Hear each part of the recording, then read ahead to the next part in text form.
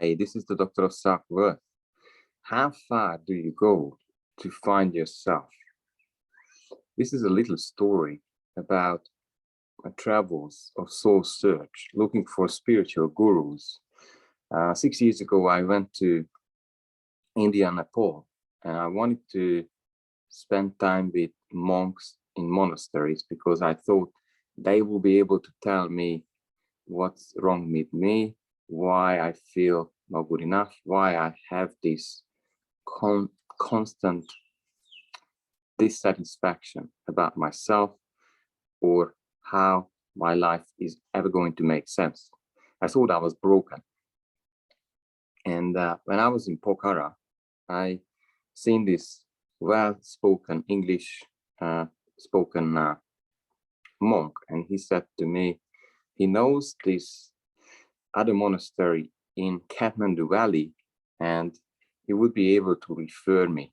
Now, when I asked that, what sort of paperwork do you need? He said, no, just quote my name, and you will be able to spend there 2 or 3 days. So my travel plans were actually towards Kathmandu Valley. So when I got there in about a week, I found this monastery. It was a Thai Buddhist monastery. It was beautiful. And of course, I was knocking on the door and I wanted to spend 3 days there, and I wanted to pitch. So they allowed me in, quoting the name from Pokhara. And it was quite a surprise. They didn't speak English. And when they brought me the highest priest, the third person to actually communicate with me about what I want, it has been very desperate. She didn't speak English either. So there was 3 people. Now I was trying to explain myself into this monastery.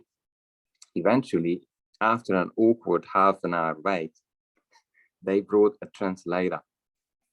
And eventually they understood what I wanted.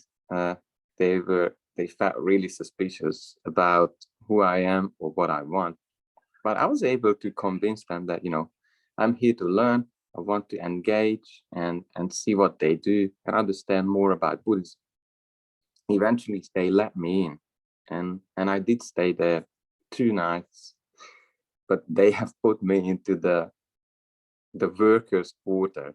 There was these 10 people who were fixing the roofs, kind of a structural restoration from Thailand, and these guys didn't speak any English either. And we have used hand gestures, but they were just laughing all the time, and they had nothing to do with religion.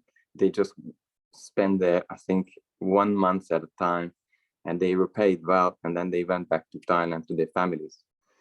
So it was not the experience that I have been looking for, and I didn't even know what time the meditations were. And when I eventually find it out and joined, I didn't know what to do or how to do it. It was not working out too well as far as looking for my highest self or finding myself. But the learnings are sometimes unexpected. I was still applauding myself because I did show up. It was uncomfortable. And I had to sell this idea that, well, I'm going to stay with you, give me the key to the monastery. And of course I offered donations, but I did show up for the challenge, and it wasn't easy.